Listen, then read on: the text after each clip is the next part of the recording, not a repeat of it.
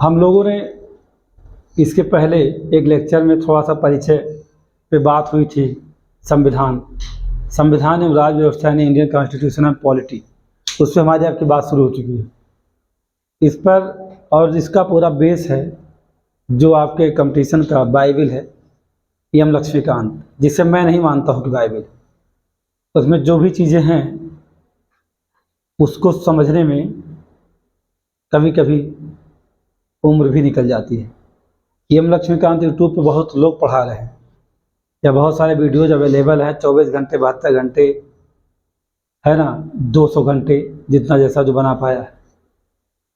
लक्ष्मीकांत की समझ आप में है या नहीं है, उसमें जो भी लाइनें लिखी गई, चूँकि ऑलरेडी वो बुक नहीं है, वो कोई टेक्स्ट बुक ना होकर के गाइड है। वो संविधान की गाइड, टेक्स्ट बुक नहीं है, मत सोचिएगा, वो गाइड है।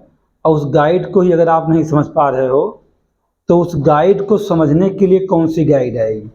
गाइड का मतलब क्या है? मार्गदर्शन करना, मार्गदर्शक है ना वो आपका, उस संविधान को। अब आप उसी को नहीं समझ पा रहे हो तो अब उसका गाइड कहाँ ढूंढोगे? क्या कोई ऐसी बुक है जो एम लक्ष्मीकांत की भी गाइड बनी? नहीं, लक्ष्मीकांत को पढ़ना पड़ेगा। एनसीईआरटी मैंने कहा उसके साथ आप बैठ करके पढ़ सकते हैं। हम लोग शुरुआत कर रहे हैं किसकी? एम लक्ष्मीकांत। सारी बातें एम लक्ष्मीकांत की होंगी। लेटेस्ट एडिशन आपके पास होना चाहिए। आप शुरू करिए, इस बात की गारंटी ले रहा हूँ। सारी चीज़ें आपको आसानी से समझ में आएगी। जो नहीं समझ में आएगा आप मुझे कमेंट करिएगा, मैं आपको उसको समाधान करने का पूरा प्रयास नहीं करूँगा, ये कह रहा हूँ, 100% करूँगा। अब चूँकि यहाँ अगर बात किया जाए शासन प्रणाली को पढ़ने की, तो अभी नहीं आपसे बात करूँगा उस पर। मैं जरूर 2 शब्दों पर बात करूँगा, संविधान एवं राज्य व्यवस्था पर। चूँकि हम पढ़ने जा रहे हैं संविधान, राज्य व्यवस्था हम पढ़ेंगे बाद में। पहले हम किसे पढ़ने जा रहे हैं? संविधान। तो राज्य व्यवस्था को पढ़ते हैं तो शासन प्रणाली पूरी की पूरी आ जाती है। जैसा कि आप जानते हैं, आपके पीसीएस मेंस हो, स्टेट पीसीएस हो, चाहे यूपीएससी मेंस हो, जीएस2, दोनों में आप ढूंढना शुरू करेंगे तो दोनों की बातों में आपको नज़र क्या आएगा कि शासन पर जो आपका शासन है वो अलग है और जो आपका संविधान वो अलग है। आप समझ सकते हैं उससे कि राज्य व्यवस्था हमें बाद में पढ़ना, पहले हमें क्या पढ़ लेना? संविधान। अगर सिलेबस में है भी इस बात को कि संविधान में हमें क्या क्या पढ़ना है।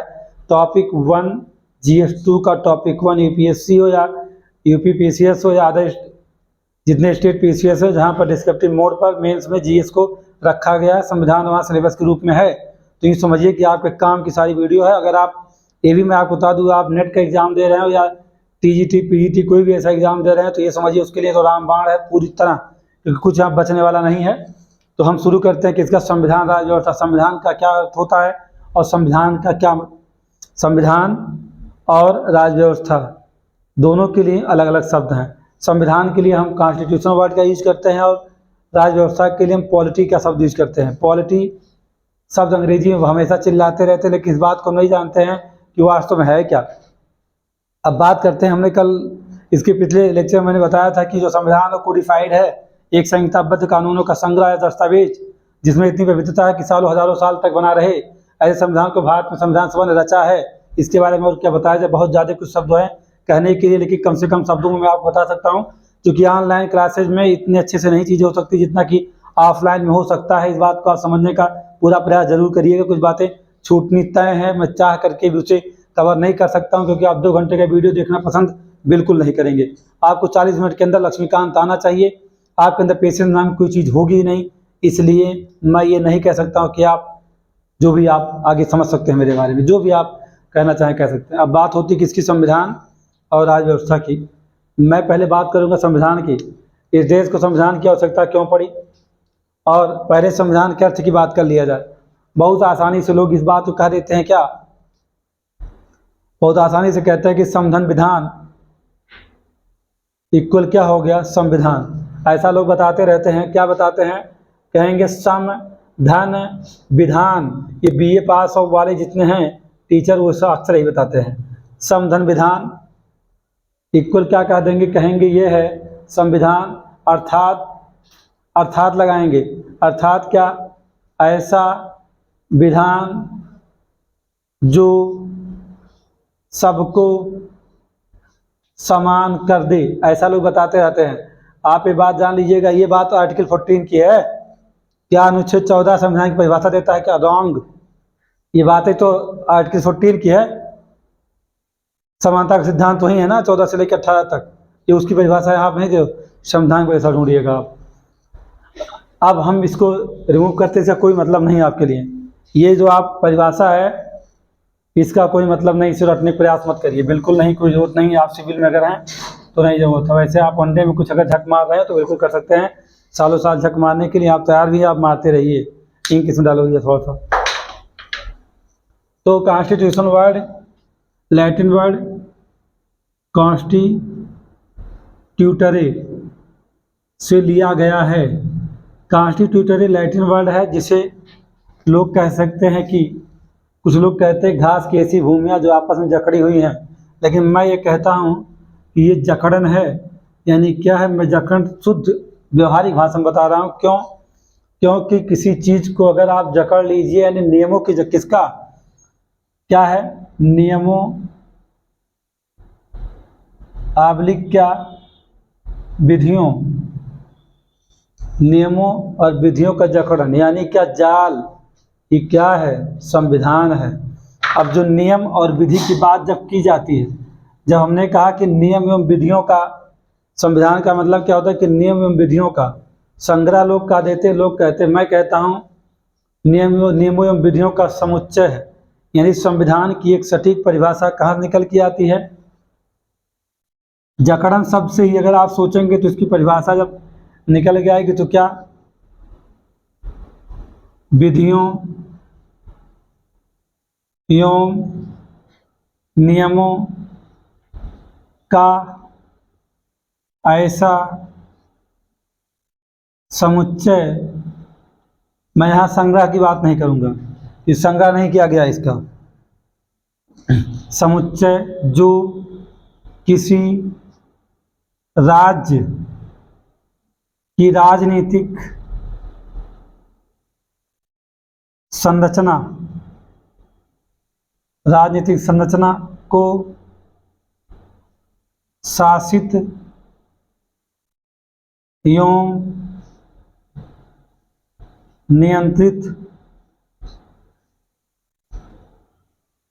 करे, इसी की बात है।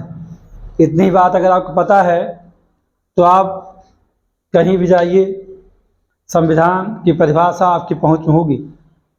बट इस बात का मुझे अफसोस होता है कि बहुत पहले, सालों साल पहले लोगों को बता दिया गया, लेकिन परिभाषा को नहीं उनको याद है, ना याद रखते हैं, ना उन्हें आता है, तो आगे की बातें क्या होंगी आप बेशक समझ सकते हैं। दुख तो इसी बात का होता है। अब बात मैंने कहा कि विधि, तो पहले समझ लो कि विधि होती क्या है, विधि क्या चीज़ है। विधि एवं नियम, मैंने नियम भी लिख दिया है, तो विधि क्या है। विधि वास्तव में, विधि है तरीका, नियम, प्रकार, अंग्रेजी का शब्द है मेथड। अब इसी को आप उपविधि भी कह देते हैं। जो विधि के अंदर विधि यानी सब क्लास टाइप का आपको मिलता है, तो उसे आप उपविधि भी कह देते हैं। विधि शब्द की उत्पत्ति कहाँ से हुई, आपको सवाल अभी ढूंढना है, इसकी उत्पत्ति कहाँ से हुई। अगर उत्पत्ति समझ जाओगे तो ये बात समझ जाओगे। विधि क्या है, नियम है, प्रकार है, तरीका है। आप जीवन किस तरीके से जीते हैं, तो आप ये भी कह सकते हैं कि हम जीवन जीने का विधि जानते हैं। किसी ने कहा क्या आप खाना बनाना जानते हैं, तो खाना बनाने की विधि आपको पता, कहेंगे हाँ खाना बनाने का हम कई तरीक़ों से भोजन पका देते हैं, कई तरीके से कपड़ा सिल देते हैं, वो तरीका ही तो विधि है। तो इस विधि के अनुसार अगर आप नहीं चलते हैं तो आपको दंड मिलेगा, और या तो आपका काम बिगड़ जाएगा। एक सटीक एग्जाम्पल बता दूं मैं, तुलसीदास जी ने रामचरितमानस में एक लाइन लिख रखा जहाँ से विधि की उत्पत्ति हुई। लोग कहते हैं विधि की उत्पत्ति ब्रिटेन कॉमन लॉ से मैं नहीं मानता हूँ, बिल्कुल नहीं मानता हूँ। मैं विधि की उस परिभाषा को मानता हूँ। रामचरितमानस में तुलसीदास ने लिखा है क्या, एक लाइन उनकी है, मोरे कहे न संशय जाई विधि विपरीत भलाई नहीं। यानी कि मोरे कहने संशय जाए विधि विपरीत भलाई नहीं, यानी कि मेरे कहने में जरा सा संदेह नहीं है, अगर आप विधि के विपरीत काम करेंगे तो आपका भला नहीं होगा। उन्होंने दंड की बात नहीं किया। अब एक सटीक एग्जाम्पल आप समझिए, उन्होंने इस बात को कह तो दिया क्या कि मुझे इस बात का संदेह मत करिए, मैं जो कह रहा हूँ अगर आप विधि के अनुसार काम नहीं करोगे तो आपकी भलाई नहीं होगी। इस लाइन का मतलब ही यही है। तो यानी विधि की उत्पत्ति कहाँ से हो गई है? रामचरितमानस तुलसीदास द्वारा रचित पुस्तक से ये बातें निकल के आती हैं। अब विधि, तरीका, प्रकार, नियम, बेनियम, वो विधि सब होता है। तो आपको ये कहा जाए कि इस लाइन से आप कहें सर मैं सहमत नहीं हूँ, आज सहमत मत होइए। कहा गया, इन्होंने लिखा है कि मोरे कहे न संशय जाए विधि विपरीत भलाई नहीं। आपको भोजन करना है कैसे? अलग अलग करना है, एक साथ दाल चावल रोटी सब्जी जो सामान्य साधारण थाली होती है वो थाली आपके सामने हो, एक साथ सबको गूँथ लीजिए और एक साथ गूँथने के बाद खाना शुरू करिए। क्या आप खा सकते हैं? नहीं, गले फंस जाएगा, मर सकते हो। जैसे फिश कोई खाता है तो फिश को खाने का तो तरीका पता होना चाहिए ना, अगर खाने की विधि ना पता तो गले में जाके कांटा फंस जाएगा। आप वस्त्र पहनते हैं तो वस्त्र पहनने के लिए क्या होनी चाहिए आपके पास? तरीका या विधि होगा कोई ना कोई। या शर्ट को पहनते समय आप पैरों के नीचे डाल के लाएंगे शर्ट को, या शर्ट को ऊपर से लाएंगे? ऐसा कहेंगे नहीं सर जीन्स तो हम ऊपर से डाल लेंगे तो सांस फूलेगा और एकदम घुटेगा, मर जाओगे, काल कहाँ ब्लैक होल सिराजुद्दौला की तरह। 123 मर गए थे, 23 बचे थे, उसमें से आप भी पहले निकल देंगे। तो कहने का यहाँ सीधा मतलब है जो लाइन लिखा गया वो करेक्ट है। तो विधि और संविधान क्या है? विधियों का समुच्चय है। तो वो जो विधियों का समुच्चय है उसके अनुसार ही आपको चलना पड़ेगा। तो अगर उसमें विधि बनाई गई तो क्यों बनाई गई? क्योंकि वो आपको शासित करने के लिए है। शासित करने के लिए आपका शासन कैसे हो, आपके ऊपर शासन कैसे किया जाए, अब आप पर नियंत्रण कैसे स्थापित। तो कहीं ऐसा तो नहीं कि आप अनियंत्रित बेलगाम घोड़े हैं? यानी कि नियंत्रित करने वाली विधि ही, विधियों का समुच्चय क्या बनेगा? संविधान। लेकिन किसी भी देश को, किसी भी राज्य की बात मैंने किया, मैंने कहा राज्य, लोग कहते हैं देश। अंतर्राष्ट्रीय स्तर पर कोई भी देश राज्य कहलाता है, वो राज्य कहलाता है जो जिसे अंतर्राष्ट्रीय स्तर पर मानक पूरा किया होगा वही राज्य। सभी देश राज्य नहीं, दुनिया में सभी देश राज्य नहीं माने जाते हैं। राज्य वह जिसे अंतर्राष्ट्रीय स्तर पर मान्यता दी जाती है। वो जब आप इंटरनेशनल लॉ को पढ़ते हैं, अंतर्राष्ट्रीय विधि को पढ़ते हैं तो उसकी परिभाषा पॉलिटिकल साइंस आप एमए करते हैं तो इस बात को बखूबी समझ सकते हैं कि क्या अंतर्राज्य और देश में क्या अंतर होता है। कोई भी देश राज्य बन सकता है लेकिन सभी राज्य देश जरूर, लेकिन सभी देश राज्य नहीं है। ये बात बखूबी समझिएगा।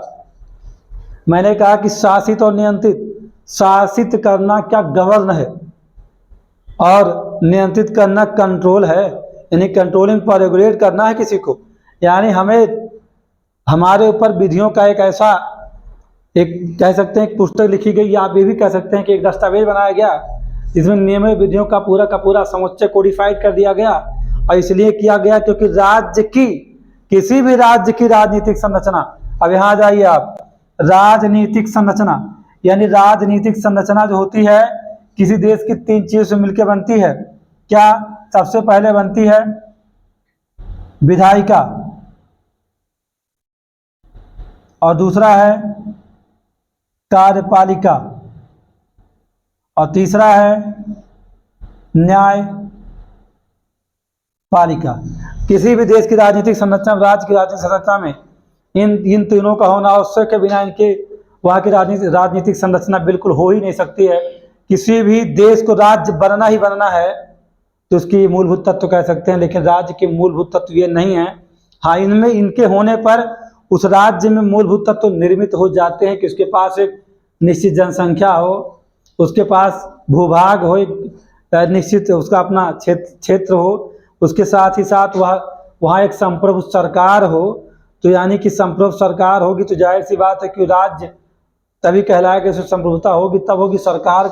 सरकार हो। चौथी बात क्या? सरकार में संप्रभुता यानी सॉवरेनिटी का होना मस्ट है। अगर उसमें संप्रभुता नहीं है तो यानी राज्य नहीं कहलाएगा। यानी संप्रभु कौन होता है? संप्रभु वह है जिसके ऊपर किसी का नियंत्रण ना हो, उसके आंतरिक बाह्य मामले में कोई भी उंगली करने के लिए सक्षम ना हो, तब उसे कहते हैं संप्रभु यानी सॉवरेन स्टेट। वो कहलाता वही बनता है राज्य। राज्य के एलिमेंट हैं और राज्य के 4 एलिमेंट में से जो कौन है, संप्रभुता है, वो राज्य की सोल है, यानी स्टेट ऑफ सोल कौन है, आत्मा है। उसका क्या है, आत्मा। यानी जो संप्रभुता है वो राज्य की आत्मा है। तो उस पर भी बात नहीं करूंगा, मैं अभी बात करूंगा संविधान पर, सिर्फ आपसे परिभाषा खंड पर हूं मैं। तो विधियों एवं नियमों का ऐसा समुच्चय जो राज्य की साची संरचना कैसी, जिसमें आप देखते हैं कि कार्यपालिका नहीं, पहले है विधायिका। आपकी विधायिका का काम क्या होता है, विधि का निर्माण करना। क्या करता है बेटा, ये विधि का निर्माण करता है। कार्यपालिका का काम है विधायिका द्वारा बनाई गई विधियों का इम्प्लीमेंटेशन यानी क्या, क्रियान्वयन करना, है ना। और क्रियान्वयन किया जाए और विधियों में कोई त्रुटि हो, दोष हो, असंगत हो, किसके लिए, उन नागरिकों के लिए, उस राज्य के लिए, तब ऐसी स्थिति में क्या किया जाएगा, न्यायपालिका उसका निर्वचन करेगी, यानी क्या करेगी, इंटरप्रिटेशन करेगी, यानी क्या करेगी, उन विधियों में जो दोष है, कमियां हैं, गलत है या सही है, उनका होना जरूरी है नहीं जरूरी है, उनकी व्याख्या करेगा सुप्रीम कोर्ट। यानी कि आपके यहाँ सुप्रीम कोर्ट करता है, अन्य देशों में व्याख्या करने की शक्तियाँ सुप्रीम कोर्ट के पास नहीं है, लेकिन भारत में अंतिम रूप से संविधान को व्याख्यायित करने की शक्ति सुप्रीम कोर्ट के पास है। न्यायपालिका, यानी न्यायपालिका काम क्या है, निर्वचन करना। ये निर्वाचन नहीं है, ये निर्वचन है, इलेक्शन नहीं है, ये इंटरप्रिटेशन है, इसे निर्वचन कहते हैं। It's a Latin word interpretation, और हिंदी में उसे आप कहते हैं निर्वचन। सामान्य साधारण बोलचाल की भाषा में उसे कहते हैं व्याख्या करना। ये आप समझिएगा। आप गलती से हरामखोर टीचरों की बात मत सुनिएगा। एक लाइन कहते हैं क्या, वो कहते हैं कि निर्वचन गलती से हो गया है, यहाँ तो निर्वाचन होना चाहिए था। उनके लिए हिदायत है, आप भी समझिएगा। और निर्वचन है, बहुत सारे लोग ऐसे शब्दों का प्रयोग कर देते हैं, वो रॉन्ग है पूरी तरह। अब आप समझ गए होंगे। अब ये भी आप समझिए, किसी भी राज्य में उसकी राजनीतिक संरचना को नियंत्रित करने वाली विधि क्या है, संविधान है। अब आप समझिए, अब क्या करता है ये जो राजनीतिक संरचना, उसे शासित करता है, यानी गवर्न करता है। और क्या करता है, कंट्रोल भी करता है। कैसे विधायिका बनेगी, कैसे कार्यपालिका बनेगी, कैसे न्यायपालिका बनेगी, कौन गलती क्या करेगा, कैसे दंड दिया जाएगा, उस पर नियंत्रण स्थापित कौन करता है, संविधान में दिए गए आर्टिकल ही करते हैं। संविधान में किए गए प्रावधान ही उस पर नियंत्रण स्थापित करते हैं। और कैसे, अगर उससे गलती हो गई तो महाभियोग जैसी प्रक्रिया लगा के उठा के बाहर फेंक देते हैं। कहाँ, राष्ट्रपति भवन से फेंक देते हैं, जो है सुप्रीम कोर्ट से निकाल फेंक देते हैं, कैग उठा के फेंक दिया जाता है। जितने भी हमारे यहाँ राज्याध्यक्ष, शासनाध्यक्ष हैं, उनकी कहानी को समाप्त करने की क्षमता कहाँ है, संविधान में ही है। आप कैसे चुने जाओगे, कैसे नियुक्त होगे, सारी बातें बताएगा, अपने अनुसार चलाएगा। नागरिकों को भी कौन सी अधिकार दिए जाएंगे, अधिक बोलोगे तो मुंह पे सिल दिया जाएगा, टाँके लगा दिए जाएंगे। आर्टिकल तो पढ़ो, आर्टिकल 19 क्या है, निबंधनों के अधीन है ना। आप कहते हैं बोलने की हमें बहुत आज़ादी है, बोलो तो बोलने से भी आपको रोक दिया जा सकता है। अब इतनी बातें आप समझ सकते हैं। यानी कि 2 शब्द जो लिखा गया, शासित गवर्न, नियंत्रित कंट्रोल, रेगुलेट करना। हमारे ऊपर शासन भी संविधान करता है, हमें नियंत्रित भी करता है। यानी उस राजनीतिक संरचना को पहले नियंत्रित करता है जो हमें चला रहा है। यानी जो हमारी सरकार है, उस सरकार पर शासन संविधान करता है और उसको नियंत्रित भी करता है कि कहीं ऐसा ना हो कि राष्ट्रपति और प्रधानमंत्री बेलगाम घोड़े हो जाएं और क्या हो जाए, वो तानाशाह बन जाएं। संविधान जब तक है तब तक किसी को डिक्टेटर बनने का अवसर नहीं मिलेगा। भारतीय संविधान डिस्ट्रॉय कर दिया जाए तो इस बात की उम्मीद की जा सकती है कि कोई भी शासक डिक्टेटर बन सकता है। नहीं, ये हिंदुस्तान है, ये भारत है, यहाँ के संविधान निर्माताओं ने कुछ ऐसा ही लिखा है। लोग कहते हैं संविधान तो उधार का एक थैला है, चुरा लिया गया, ला के भर लिया, ऐसा कुछ नहीं है। इसमें संविधान के हर आर्टिकल में हमारे संविधान निर्माताओं, हमारे संविधान सभा के सदस्यों के जेहन में उठने वाली वो बातें, जो आंदोलन करते समय जो उन्हें संघर्ष किया है, वो संघर्ष की गाथा है उनके अंदर। उनके जो दर्द था हर आर्टिकल में पिरो दिया, जो दर्द था जनता को देखा था, उन्हें कैसे हम अधिकार दे सकते हैं, इन सब के लिए बनाया है और उनके ऊपर शासन करने के लिए सरकार के गठन की बात की है, जो पार्ट 5 शुरू होता है जहां प्रेसिडेंट आता है। उसके पहले आर्टिकल 1 से लेकर के और आप देखते हैं आर्टिकल 51 तक कौन है। आर्टिकल 1 से लेकर के आर्टिकल 51 तक की बात करोगे, पहले आर्टिकल की बात करोगे तो सीधा एक लाइन कहता है, मैं राज्यों का एक संघ हूँ। कौन कहता है? अपना नाम संविधान बताता नहीं मैं कौन हूँ, कहता जिसे पढ़ने जा रहे हो मैं राज्यों का संघ हूँ। यानी क्या हूँ? Union of the state. और मैं कौन? भारत हूँ, जिसे आप इंडिया भी कहते हो। मैं क्या हूँ? राज्यों का संघ हूँ। वहीं वो कह देता है, अपना परिचय देता है, कहता राज्य को कैसे बनाएंगे, कैसे बिगाड़ेंगे, वहाँ परिचय देता है अपना। लेकिन जब आप आते हैं कहाँ, नागरिकता को लेके आता 5 से 11 में, कहता कौन है? अब मैंने घर बना दिया है, रहने के लिए नागरिक आएंगे। 5 से 11 में आते हैं, उन नागरिकों को अधिकार कौन देगा? संविधान देगा।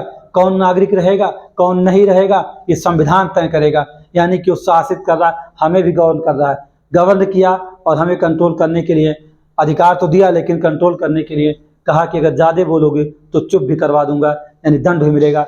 यानी आप कहाँ 14 से लेकर के 12 से लेके 35 तक मूल अधिकार है, लेकिन आप 14 से लेकर के कहाँ तक जाओगे, 32 तक की कहानी समझ जाओगे तो समझ जाओ कि हमारे ऊपर शासन कर रहा, हमें कंट्रोल भी नहीं कर रहा। लेकिन हमारे ऊपर शासन करने के लिए पार्ट 5 में प्रेसिडेंट को लॉन्च कर रहा है। आ गया प्रेसिडेंट आपका, वो आ रहा है तो क्या कर रहा है आपको, वो कैसे बनेगा पहले उसको बनाने की बात करेगा।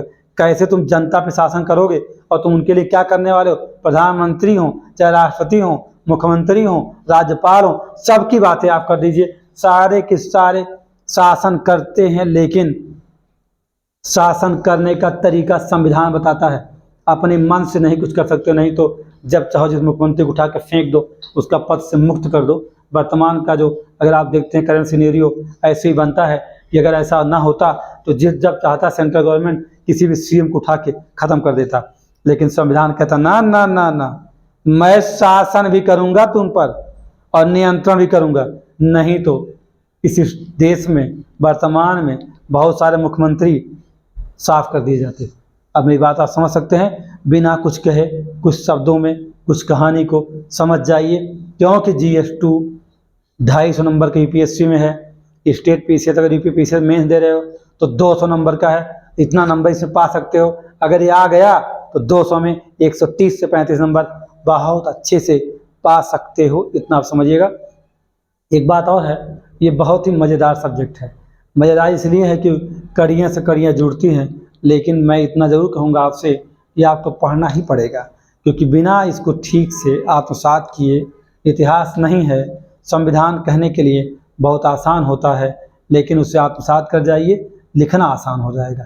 मेंस बहुत अच्छा लिखोगे। प्री की कोई बात नहीं करनी, क्योंकि प्री में आप जानते ही बात होगी, वहाँ फैक्ट बातें होती है, आप रट लेंगे, किसी भी किताब उठाएंगे काम आपका हो जाएगा। लेकिन लक्ष्मीकांत जो आप पढ़ रहे हो तो ये उसमें नहीं दिया गया है, लेकिन फिर भी आपको पहले जानना बहुत आवश्यक हो जाता है। तो आप इस बात को समझ गए होंगे क्या कि शासित और नियंत्रित करता है किसकी राजनीतिक संरचना को। अब एक शब्द आपको मिल गया है, विधियों एवं नियमों का ऐसा समुच्चय जो राज्य की राजनीतिक संरचना को शासित एवं नियंत्रित करता है या करे, वही क्या है? संविधान है। मैंने आपको राजनीतिक संरचना के बारे में बता दिया। विधायिका, कार्यपालिका, न्यायपालिका। विधायिका विधि का निर्माण करती है, कार्यपालिका उसे लागू करवाती है और न्यायपालिका तो लागू के विधि में अगर कोई त्रुटि, कोई दोष, कोई असंगतता है तो उसे निर्वचन करके बताती है कि इसमें कमियां हैं, इन्हें दूर किया जाए, या उन्हें पूरी तरह रद्द भी कर सकती है। उसमें एक एबिलिटी होती है कि इसमें न्यायपालिका में यानी सुप्रीम कोर्ट में वो क्षमता है। अब एक शब्द यहाँ के फंसा हुआ है, राज्य। राज्य कौन है? राज्य वो होता है जिसके पास क्या हो? भूभाग हो। क्या हो? निश्चित भूभाग हो। दूसरी बात क्या? उसके पास जनसंख्या हो। ऐसा तो नहीं है कि आप जनसंख्या किराए पे ले आओ, आज आपके पास 10 थे, किराए पे लाओ 1 करोड़ बस दिखा दो, ऐसा नहीं। जनसंख्या भी निश्चित हो, 10 साल में डेटा जारी होता है। भूभाग हो, जनसंख्या हो, और वहाँ एक सरकार हो। सरकार अमिताभ बच्चन, अभिषेक बच्चन का सरकार की बात मैं नहीं कर रहा हूँ, मैं सरकार की बात कर रहा हूँ, यानी गवर्नमेंट की बात करूँ। नहीं तो आप समझ जाइए कि अपना सपना मनी मनी, राजपाल यादव सरकार बना दीजिए, अमिताभ बच्चन और अभिषेक बच्चन सरकार बना दीजिए। मैं उस सरकार की बात आपसे नहीं कर रहा हूँ, मैं सरकार गवर्नमेंट की बात कर रहा हूँ, जो हमें क्या करता है? हमारे पर शासन करता है और कंट्रोल करता है हमें, लेकिन उसे कंट्रोल और शासित करने वाला हमारा संविधान है, जो इस देश में, इस दुनिया में सबसे विशाल और इस देश के लिए सबसे पवित्र संविधान माना जाता है, जो इतनी बड़ी जनसंख्या को क्या करता है, शासित भी करता है और नियंत्रित भी करता है, दो चीज़ें। अब बात होती है राज्य है कौन? राज्य वो होता है जिसके पास भूभाग हो, जिसके पास निश्चित जनसंख्या हो, जिसकी जहाँ एक सरकार हो, और वह सरकार कैसी हो? उस सरकार को होना चाहिए संप्रभु, यानी चौथा तत्व है ये। क्या है? उसमें होना चाहिए संप्रभु, यानी संप्रभुता हो, सॉवरेनिटी हो। सो नहीं मिस्टर आदित्य, ये संविधान चल रहा तुम सो रहे हो, ये कौन सी बात भाई? यानी अच्छा नहीं लग रहा है। जब आप सामने बैठ के सो रहे हैं तो इस वीडियो को देखने वाला तो ऐसे सो जाएगा। सो के नहीं आते ना, ये है ना, तो आप यहाँ सो रहे हैं तो देखने वाले को तो बिल्कुल नहीं अच्छा लगेगा। तो यानी अगर इसमें इन चारों में से किसी एक भी तत्व को हटा दिया जाए तो राज्य नहीं निर्मित बनेगा, कोई भी देश राज्य नहीं बनेगा। देश को राज्य बनना है तो भूभाग हो, जनसंख्या हो, सरकार हो, और वह सरकार कैसी हो? संप्रभु हो। तो इसे क्या कहा जाता है? उसे कहा जाता है राज्य। और राज्य तब बनेगा जब उसे क्या हो जाए? दो या दो से अधिक राज्यों द्वारा क्या दिया जाए? ऐसे राज्य, यानी जो राज्य हों, देश नहीं, दो या दो से अधिक राज्यों द्वारा उसे मान्यता दी जाए, तब वो क्या कहलाएगा? अगर चौथा एलिमेंट में ला के जोड़ दूँ तो तब वह राज्य बनेगा, दो या दो से अधिक राज्यों को। जैसे एग्जाम्पल के लिए अफगानिस्तान को जब तालिबानियों से एक बार आज़ाद अमेरिका ने करवाया तो उसे राज्य नहीं माना जाता, तो देश माना गया। लेकिन अफगानिस्तान के शासक को भारत ने अपने यहाँ बुला करके जब बुलाया तो जब क्या होता कि हमारा राष्ट्राध्यक्ष या तो वहाँ जाए और या तो वहाँ से बुलाया जाए। जैसे कि मान्यता प्राप्त इस देश के गजट पर यानी राजपत्र पर उस देश का शासक सिग्नेचर करता है, वैसे मान लिया जाता है कि फला गणराज्य या फला देश का कौन है, ये शासक है, तो राज्य की मान्यता मिलती है। यानी मान्यता प्राप्त दो राज्यों द्वारा आपको उस देश को मान्यता जब दी जाएगी तब वो राज्य की श्रेणी में आएगा। और राज्य की श्रेणी में आएगा तो यानी कि राज्य को चलाने के लिए एक व्यवस्था होनी चाहिए।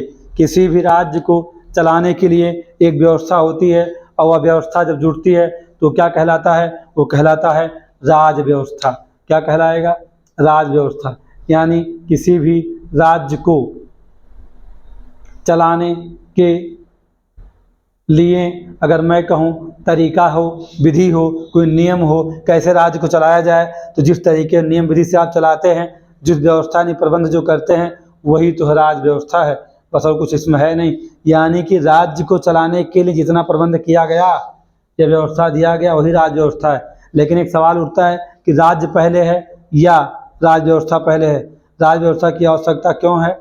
अगर आप इसी को समझ जाइए, या पहले राज्य आएगा या पहले राज व्यवस्था आएगी, पहले राजा होगा या राज्य होगा, अभी यह जानना पड़ेगा आपको। पहले राजा को लाना है या राज्य को? तो पहले जाहिर सी बात है, बड़ी कहानी इसमें दिलचस्प एक कहानी है कि पहले राजा आता है, उसके बाद राज्य की बात उठती है। यानी पहले कौन आता है? पहले राजा होता है, और राजा बनेगा तो क्या बनेगा? राज्य बनेगा। जैसे कि बहुत चर्चित एग्जाम्पल रहा है कि राजा की उत्पत्ति का सिद्धांत अगर देखा जाए राजनीति विज्ञान में, तो यानी कि राजा की उत्पत्ति कैसे होगी? राजा की उत्पत्ति कैसे? तो मैं एक शब्द में कहूँ आपसे कि विवाद ही राजा की उत्पत्ति का कारण है। यानी क्या? विवाद यानी क्या? झगड़ा ही क्या है? राजा की उत्पत्ति का कारण होता है। जैसे कि ए और बी दो किसान, ये क्या कर रहे थे? अपने खेत में काम करते रहते हैं। आज भी आप देखते हैं किसान लोग खेत में काम करते रहते हैं, और उसके बीच में जो मेड़बंदी रहती है, उस मेड़बंदी को बी काट रहा है और ये भी काट रहा है। दोनों मेड़ काट गिरा रहे हैं, उसी काटने पीटने में ए और बी में हो गई विवाद हो गया, झगड़ा शुरू हुआ, और ए बी ने सिर फटोल कर लिया। सिर फटोल का मतलब उठाया फावड़ा मारना शुरू कर दिया ए ने बी को, और कट पीट गया, लड़ाई चल रही थी। तब तक इस गांव के बगल से गुजर रहे थे, कोई एक व्यक्ति जा रहा था, वो दौड़ के आया, कह रहे भाई क्यों लड़ रहे, निरोग रहो, शांत हो जाओ भाई, झगड़ा करने की क्या जरूरत है। उसने उन दोनों के बीच में झगड़े का अंत करवा दिया। अब झगड़े का अंत हुआ तो ये भी दोनों खुश हो गए, बाद में अपने खेतों में काम करते रहते थे। तो ये निज़ा फाजली का इसमें शेर है, और लजीज शेर। उन्होंने निज़ा फाजली ने इस बात को कहा कि राजावास तुम कहाँ से आएगा।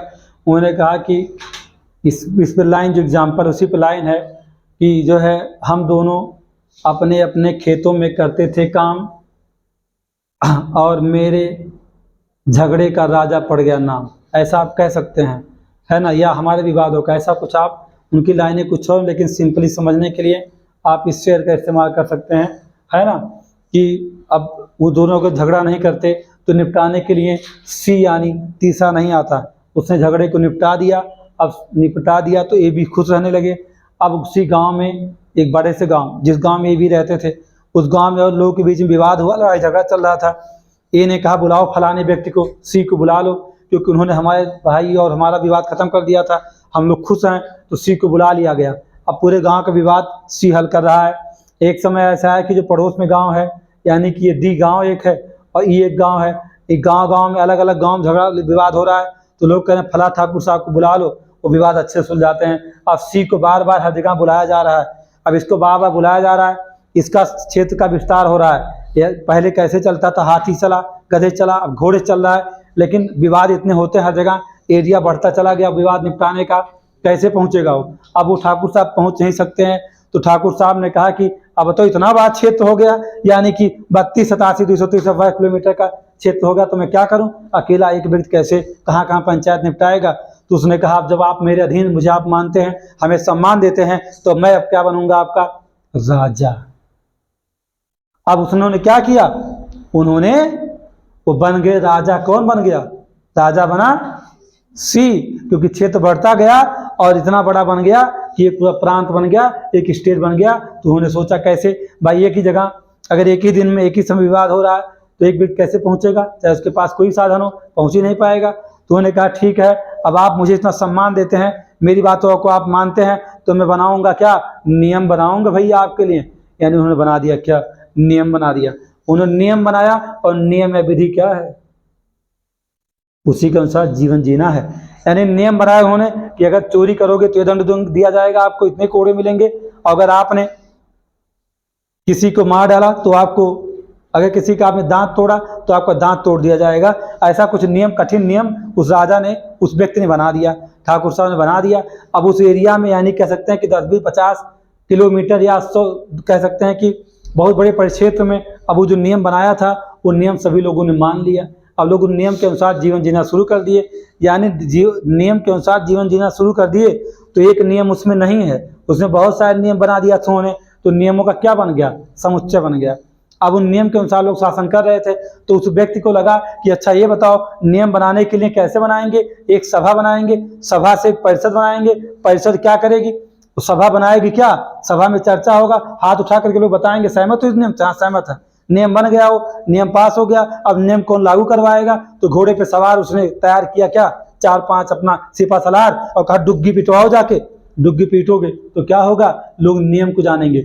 डुग्गी पिटवा रहा था तो कार्यपालिका है, और जब भी वो सभा उस नियम बना रही थी, उस ठाकुर साहब के साथ जो 10-20-50 लोगों की सभा बनी थी, जो सभा नियम बनाई तो विधायिका थी, और जब डुग्गी पीटने वाले 10 सिपा सलार जाके चौराहों डुग्गी पीट रहे हैं कि फला नियम के तहत अगर आप गलती करेंगे तो आपको दंड दिया जाएगा। अब ये चीजें शुरू हुई, आपको शासित किया जाएगा। तो ये बातें निकल के आई कि कार्यपालिका कौन बन गया, डुग्गी पीटने वाला, यानी कि उसका सिपा सलार उस ठाकुर साहब का, जो डंडा लेके बाबा चलते थे। अब बात ये हुआ कि मान लो किसी ने गलती कर ही दिया है तो उसको दंड कैसे दिया जाएगा, तो क्या ऐसा है, अब काजी साहब की नियुक्ति करते हैं, यानी धर्माधिकारी आएगा। हमारे प्राचीन भारत में धर्माधिकारी है, और मेडवल इंडिया में कौन है, काजी है, तो न्यायाधीश है, और वर्तमान जिसे हम क्या कहते हैं, जज कहते हैं या न्यायमूर्ति कहते हैं, बहुत सारे शब्दों का प्रयोग करते हैं। तो वहाँ पे क्या हो गया, वहाँ आ गया धर्माधिकारी। प्राचीन भारत में मेडवल में आएगा कौन, वहाँ आएगा काजी, और वर्तमान में कौन है, करंट में अगर देखेंगे आप, मॉडर्न में जूरी, मॉडर्न में कौन, जूरी है, और वर्तमान में क्या, जज है, जिसे आसानी समझते हैं। यानी कि उसने फिर एक धर्मस्थीय न्यायालय की भी स्थापना कर दिया, जिसमें बैठता धर्माधिकारी, जिसके पीछे बड़ा ऐसा सिंहासन पे बैठा है, पीछे सूर्य बना हुआ है और ध्वज पताका भगवा लहर रहा। भगवा की बात, कोई पार्टी की बात मैं यहाँ नहीं किया हूँ, क्योंकि वह रंग ही बहुत प्रिय है भारतीय इतिहास में, इसी में भगवा रंग की बात मैंने कर दिया है। इस बात को आप समझ जाओगे मेरे। तो यानी कि अब जब ये सब चीज़ें स्थापित कर लिया और नियम बनाया था, और नियम में नियंत्रण सबके लिए कर दिया, किसी भी सभा में कहा कि कोई गलती करेगा सभा परिसर से बाहर कर दूंगा। अब आप समझिए इनकी नियुक्ति के लिए भी उसी नियम में उस ठाकुर साहब ने अपने परिषद के साथ मिलकर बना दिया अपनी सभा के साथ। तो आप बखूबी समझ गए होंगे कि मैं आपको क्या बताना चाह रहा था। अब वो ये राज्य कैसे बना, पहले राजा आया, फिर धीरे धीरे राज्य का निर्माण हुआ, क्षेत्र बढ़ता गया और सबका विवाद निपटाता चला गया और बन गया राज्य। और राज्य को चलाने के लिए, प्रबंध करने के लिए, व्यवस्था करने के लिए उसे बनाना पड़ा नियम। और जो नियम बनाया, एक नहीं बनाया 72 नियम, ये जितने नियम बनाया और नियमों का समुच्चय ही क्या किया, उस एरिया में जो क्या बना था, नियम बनाने वाला, उसे लागू करने वाला और नियम के उल्लंघन पर दंड देने वाला, तीनों चीजें हो गई। तो यानी क्या हो गया, राज्य का प्रबंध करने के लिए राजा ने बनाया क्या, संविधान। अब आप समझ सकते हैं तो संविधान की आवश्यकता क्यों और राज्य व्यवस्था की आवश्यकता क्यों। इस पर जितना मैं बोलूं, आपको मैं अभी कम समय बोला हूं, 24 घंटे कम पड़ेंगे मेरे लिए सिर्फ ये बताने के लिए कि राजा की उत्पत्ति कैसे हुई है। 24 घंटे कंटिन्यू लेक्चर दिया जाए तो कम है। फिर भी चूंकि मैं पढ़ा हूँ लक्ष्मीकांत, मैं आपको सिर्फ इंट्रोडक्शन दिया हूँ कि राज्य व्यवस्था और संविधान दोनों में डिफरेंट क्या है, और मैं कुछ बताया नहीं हूँ। मैंने ये भी बता दिया कि राज्य व्यवस्था की आवश्यकता क्यों और संविधान क्या है, उसकी आवश्यकता क्यों। यानी संविधान की आवश्यकता इसमें पड़ती है किसी राज्य की राजनीतिक संरचना को चलाने के लिए संविधान की जरूरत है, ये समझिएगा। यानी कि राज्य व्यवस्था, किसी राज्य में कैसे व्यवस्था चलेगी वहाँ संविधान आएगा, और राज्य को चलाने के लिए राज्य व्यवस्था तो लानी ही पड़ेगी आपको। तो इससे बहुत विस्तृत कहानी है, इसे बहुत सारी चर्चा की जा सकती है आपसे, है ना। तो ये बातें थी किसकी, कॉन्स्टिट्यूशन और पॉलिटी, दो शब्दों की। यहाँ मैं आपको शासन पे बात नहीं कर सकता हूँ बहुत अधिक, क्योंकि आप अगर मैं थोड़ा सा करूँगा तो आप कहेंगे सर आप तो हम लक्ष्मीकांत नहीं पढ़ा रहे हैं, आप तो कुछ और पढ़ा रहे हैं। मैंने परिचय दिया है। अब आपका जो आपके अगर देखा जाए, मैंने भी आपसे एक बात कह रखा है कि संविधान, यानी लक्ष्मीकांत जितने चैप्टर दिए हैं, दिए गए उन चैप्टर को मैं आपको बता दूंगा कि कौन से चैप्टर आपके लिए बहुत ही महत्वपूर्ण है, उनकी बात मैं आपको करने वाला था। ठीक है, सिलेबस मैंने कल आपको बता दिया था, इसके पहले लेक्चर में मैंने बात कर लिया सिलेबस का कि आपको GS2 का टॉपिक 1 क्या क्या पढ़ना है, उसे बात मैं कर चुका हूँ। GS2 का टॉपिक 1 में संविधान, और दूसरी बात क्या, संविधान का ऐतिहासिक आधार। चूँकि हम लक्ष्मीकांत ऐतिहासिक आधार शुरू होता है। अगर मैं ऐसे आपको पढ़ाऊँ, लक्ष्मीकांत को हटा दूँ, तो संविधान क्या है, संविधानवाद क्या है ना, संवैधानिकता क्या है, सांविधिक क्या है, लोकतंत्र क्या है, संविधान क्यों प्रभावशाली है, इस देश में संविधान कैसे बना है, या उसकी प्रभावशीलता कब नष्ट होगी, या प्रभावी कब तक बना रहेगा। इन सारे सवालों का जवाब आपको मैं दे सकता हूँ, लेकिन चूंकि मैं पढ़ा रहा हूँ आपको क्या, एम लक्ष्मीकांत, इसीलिए थोड़ा सा मेरे भी हाथ और ये जो मेरा ब्रेन है ये मेरे नियंत्रण में है, क्योंकि उसके आगे की बातें इसमें कर पाना। शासन पढ़ाया जाए तो आपको वहाँ जोड़ा जा सकता है इस चीज़ को लेकर के। तो जो आपका एम लक्ष्मीकांत पहला चैप्टर है, जिसमें क्या है, उसका हिस्टोरिकल बैकग्राउंड है, यानी संविधान के निर्माण की विकास यात्रा। क्या, संविधान के निर्माण की विकास यात्रा, जिसे आप क्या कहते हैं, या संविधान की ऐतिहासिकता।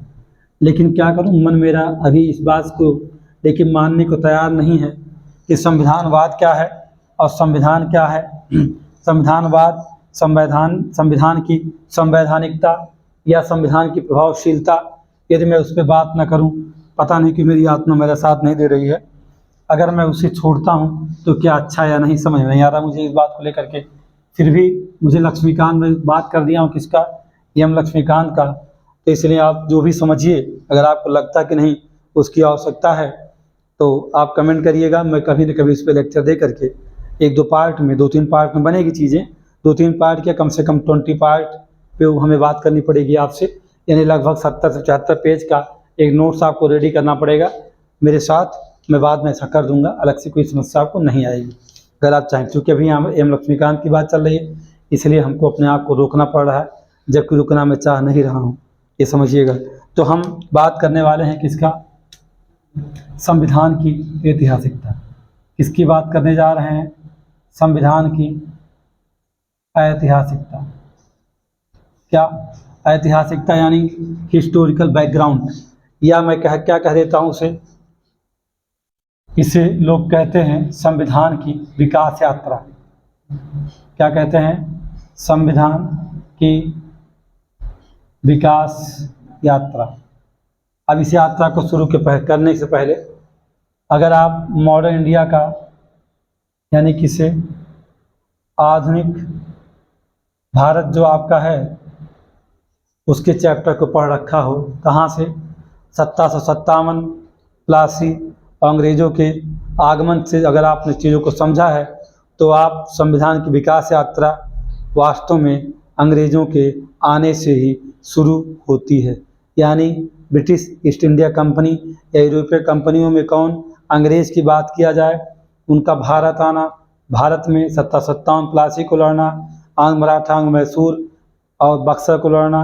बक्सर युद्ध ऐसा युद्ध जिसने क्या किया, ब्रिटिश हुकूमत को भारत पर प्रभुत्व स्थापित करने में सहायक बना दिया, यानी प्रभुत्व स्थापित करने में बहुत बड़ी मदद कर दिया। यानी कि अगर आप उसे समझ रहे हो तो अब यहाँ पे इस बात को समझ सकते हैं। तो अंग्रेज़ भारत कैसे आए ये मॉडर्न इंडिया से आप जान लीजिए, ठीक है। और आने के बाद उन्होंने व्यापारिक कंपनी के स्वरूप में भारत आए। उनका शासन करने का इरादा नहीं था, लेकिन भारत के लोगों ने ही अपना दामन फैला दिया कि हे माई बाप मेरे पर शासन करो। यानी उनकी भी गलती थी कि एक व्यापारिक कंपनी प्रशासनिक और राजनीतिक कंपनी बन गई, एक शासक बन गई। यानी कह सकते हैं कि मुगल साम्राज्य के पतन के बाद अगर कहा जाए तो ब्रिटिश प्रभुत्व को स्थापित होना भारत में आसान हो गया। यानी कह सकते हैं कि इस संविधान की विकास यात्रा को हम दो पार्ट में बांट के ही पढ़ सकते हैं। अब इस संविधान की विकास यात्रा को जब हम दो पार्ट में देखते हैं तो एक पार्ट कौन सा है, भारत में ब्रिटिश ईस्ट इंडिया कंपनी के अधीन जो अधिनियम बने, यानी उसके अधीन संविधान का जो विकास हुआ, यानी कि ब्रिटिश ईस्ट इंडिया के अधीन शासन, यानी उसके शासन की बात करेंगे। और दूसरा क्या, भारत पर ब्रिटिश सम्राट का शासन। अगर आप इस बात को समझ रहे हो तो बड़ी अच्छी बात है। यानी क्या, ब्रिटिश सम्राट का शासन। अब ब्रिटिश ईस्ट इंडिया कंपनी ने यहाँ पर शासन करने के लिए तो क्या किया, अब बात होती है कि क्या हम चार्टर 1600 को यहाँ रखेंगे? नहीं रखेंगे। हम चार्टर 1600 को नहीं रखेंगे क्योंकि चार्टर 1600 ने ब्रिटिश ईस्ट इंडिया कंपनी को स्थापित किया है। यानी चार्टर 1600 के तहत ब्रिटिश ईस्ट इंडिया कंपनी की स्थापना हुई है, इसलिए उस चार्टर को हम नहीं पढ़ेंगे। वास्तव में ब्रिटिश ईस्ट इंडिया कंपनी ने भारत में जो शासन करना शुरू किया वो कब, बक्सर युद्ध 1764 की समाप्ति के बाद इलाहाबाद की जो संधि हुई है वहीं से द्वैत शासन का शुरुआत होना। यानी 1765 से ये कहानी चलेगी, लेकिन पूरी तरह British east India company Bharat पर प्रभावी नहीं होगी। प्रभावी होगी कब, आगे बढ़ते हुए जब आप कहाँ पहुँचेंगे, 1773 तब होगी।